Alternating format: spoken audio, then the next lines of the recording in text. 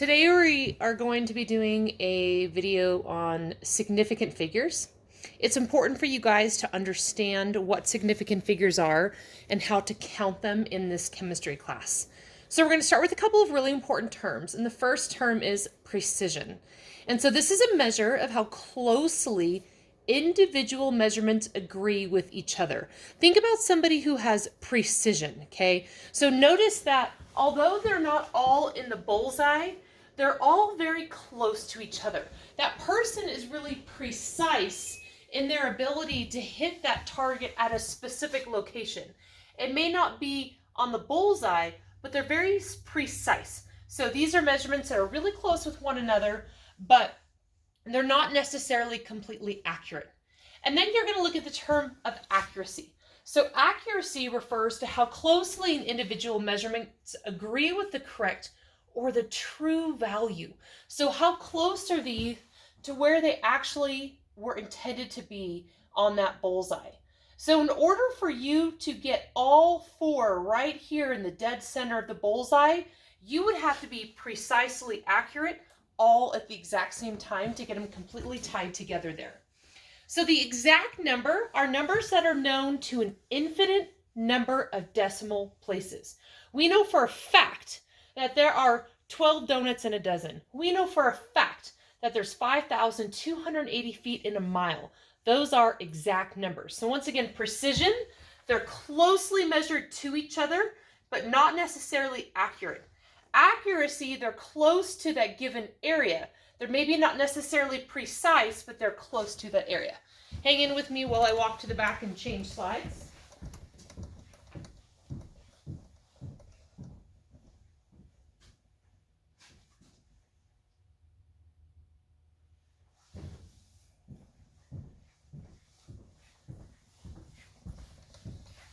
So the next section in your guys' notes are asking what exactly are significant figures.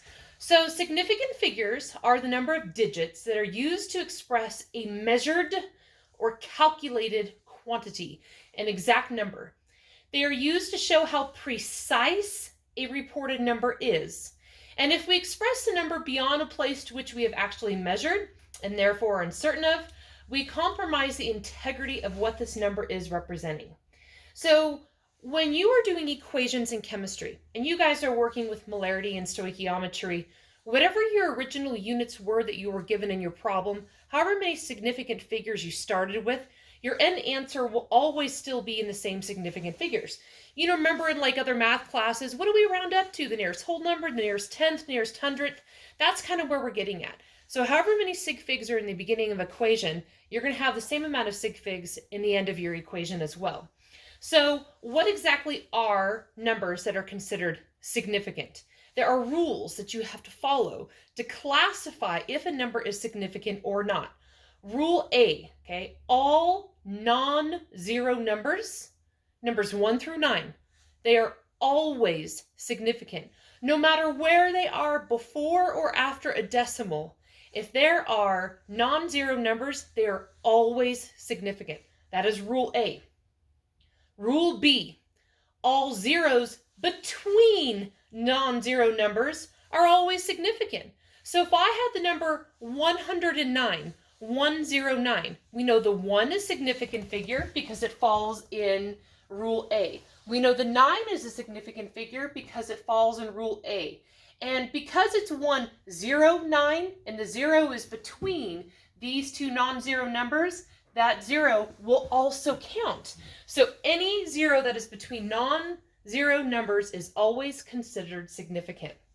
Rule C, all zeros which are simultaneously to the right of a decimal and at the end of the number are always significant.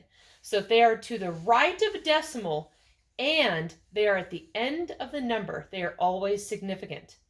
D, all zeros which are to the left of a written decimal and are in a number greater than or equal to 10 are also always considered significant numbers.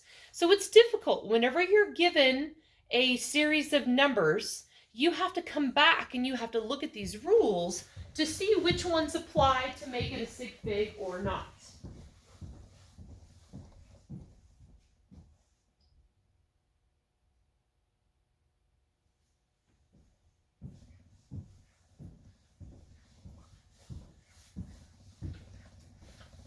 So on here we have 4 practice problems, and I'm going to go ahead and I want you to try to calculate the number of sig figs that are in these practice problems. I want you to go ahead and pause this video, take the time that you need, go back and look at those rules and try to do it for yourself, and then restart the video once you feel you have determined what they are. So hopefully some adequate time has now passed where you guys have had the chance to try to decipher these for yourself. Remember, it's not going to help that I know the answer. You have to be able to determine it. So if we take a look at number 1, we have 12.548. This should be the easiest of the equations for you guys to figure out because there's not a single zero in that equation. Remember, regardless of where a decimal is, if they are numbers 1 through 9, they all count as significant figures. So because of that, your answer to number 1 should be 5. There are 5 significant figures. 1, 2, 5, 4, and 8 are each a significant figure because regardless of the decimal, they are whole numbers between 1 and 9. And there's not a single zero present, so they all count as a significant figure. Number 2 is a little harder because you're looking at the decimal placement. So if we take a look at number 2, you notice that there is a 0.00. There is not a whole number in front of here. If there was a whole number here, if there was a number 1, for example, the zeros in between the whole numbers technically count as significant figures. Because there are no whole numbers, the first whole number, or number non-zero, is a 3. This is where you would start counting significant figures. So there are 1, 2, 3 significant figures. Those zeros do not count because there's not a non-zero number prior to the front of it. So the answer to number 2 is 3. For number 3, it has 504.70. There's a couple of rules that are taken into consideration in this one. Well, we automatically know 5, 4, and 7 are sig figs because they're non-zero numbers. Now, the second rule takes into account this 0. It says that if a 0 is between 2 non-zero numbers, it also counts as a significant figure. So now we know the 5, the 0, the 4, the point, and the 7 all count as significant figures. But there's another rule in there that says if there is a decimal and then there is a non-zero number, all the zeros that follow beyond that are also considered significant figures. So in this situation, for number 3, all 5 are considered significant figures. Then we take a look at number 4. 4 has 4,000. Remember, those zeros are fickle, tricky little creatures. We knew that this 0 counted because it was between 2 non-zero numbers. We knew this one counted because it followed a decimal and a non-zero number. But there are no decimals here, not a single one. And because of that, the only number that truly counts is the 4. So there is one significant figure.